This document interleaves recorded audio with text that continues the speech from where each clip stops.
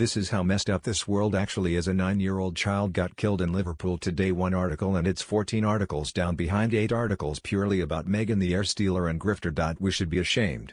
Get the evil executioner who did this, and the underworld is the only ones who can sort it. Police are useless. This paper should be urging those villains to hand him over, in pieces. Serena and Venus are both tennis legends and powerful sportswomen. They are loved by so many, including myself. Why risk their reputation mixing with Meghan? I love Serena, but Meghan Mike will bring her down. Meghan Mike lies and throws everyone under the bus. If history repeats itself, Serena will be next to get marked megalomaniac, evil devil witch demonic thing with a frozen ice stone cold all day Joker smile, has no soul. Serena can't stand her either, said so last week. Said they aren't friends. The Duchess of Sussex, 41, unveiled her hotly anticipated Spotify collaboration on Tuesday after a deal with the streaming giant was announced in 2020. The first episode of Archetypes featured tennis legend and personal friend of the Duchess, Serena Williams. The episode, entitled The Misconception of Ambition, explored topics from motherhood to career success. The Duke and Duchess of Sussex welcomed their first child, Archie Harrison Mountbatten Windsor, in May 2019. The couple announced Meghan's pregnancy shortly after they tied the knot at Windsor in 2018. Meghan and Harry announced the imminent arrival of their second child, Lilibet Diana, on Valentine's Day 2021. There are pictures of Mimi going into an event with her baby bump where it should be. When she comes out, the bump has moved much lower down her torso. By the time she had walked the short distance from the exit to the waiting car, the baby bump is down by her ankles. The pictures are very clear. Then there is the video of the Markles introducing Archie to the world.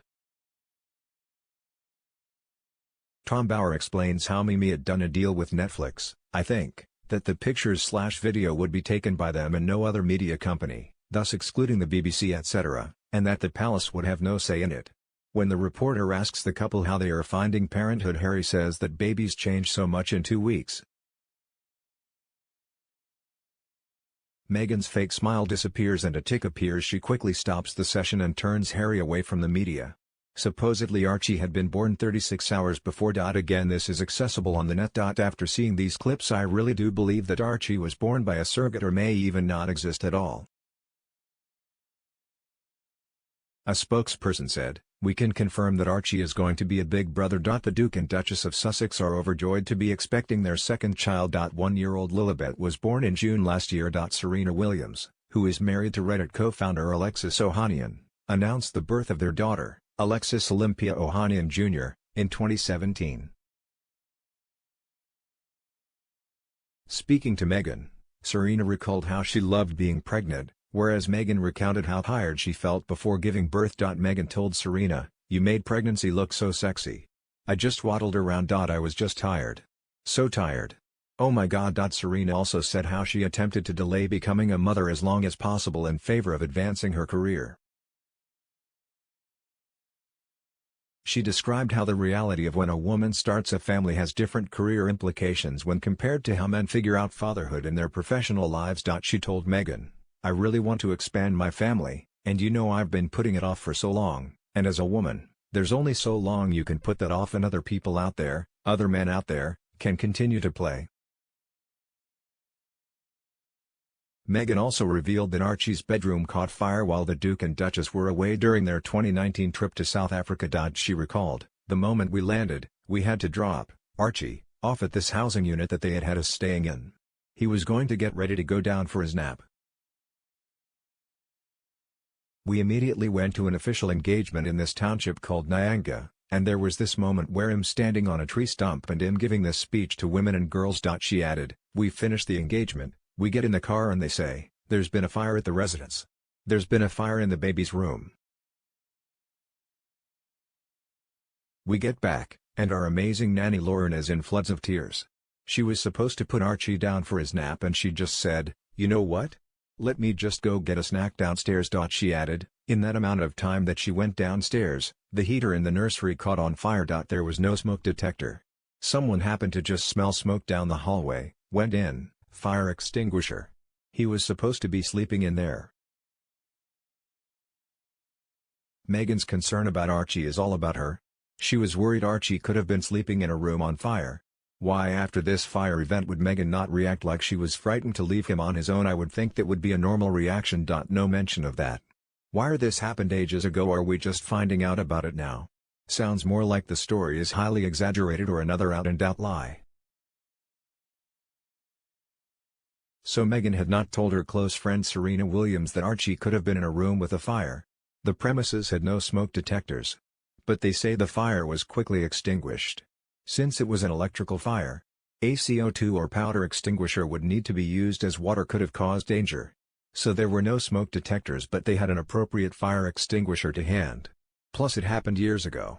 Why has Harry not mentioned it either? No way this can be true. So Serena is complaining that women have to take time out of their careers to have a child, and Meghan is complaining that she had to continue doing her job when absolutely nothing happened to her child. Both have achieved wealth and status and have a family. This is Hollywood philanthropy at its finest. Stop blowing smoke up everyone's backsides. It's an insult to the struggling women out there. The children she leaves behind at every opportunity. Her husband had the audacity to criticize his grandparents' child rearing. Both were full-time working royals with 24/7 schedules. Yet he and his wife, both with very little to do, leave the children and trot off at the drop of a hat. Meghan Mike had no qualms leaving a baby and a toddler at Easter to go to the Invictus and then to that house in Amsterdam to partake in some imbibing with her friend Marcus, instead of flying home to see her children. Perhaps they were with their mothers for all we know. In another 5 years or so, the boy will learn how to use the internet. So we are in for some home truths. According to Tom Bower's book, an unauthorized biography of Meghan, with 80 eyewitness accounts from people that knew her intimately. When at school Meghan won the leading role in the school play, Thomas Markle thought his little princess deserved the best and set up a professional lighting rig for her. It helped get her noticed and became a bit of a thing until another girl got the lead part that year, the part Meghan wanted.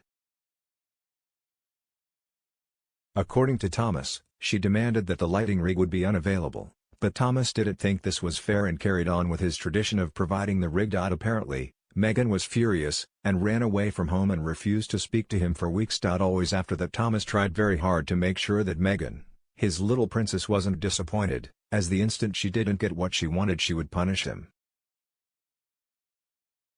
I expect this is why Thomas has never been able to meet Harry. She is too afraid that Thomas' remarks would contradict the version of the stories that she has told Harry. The more lies you tell, the better memory you need to remind yourself which version of the story you have told to whom. In Tom Bower's book, there are many occasions that Meghan's truth fluctuates and contradicts itself depending upon her audience. He is able to prove this by using not only the 80 eyewitnesses but also letters, notes, email statements in other books, and the court transcripts when supposedly she was under oath. There are 19 pages of notes which validate who said what to whom, when, and what the consequences were. Thomas is now very upset. For years he tried so hard to give his princess everything she wanted, and he failed. She told him repeatedly how he let her down. This woman is a psychopath.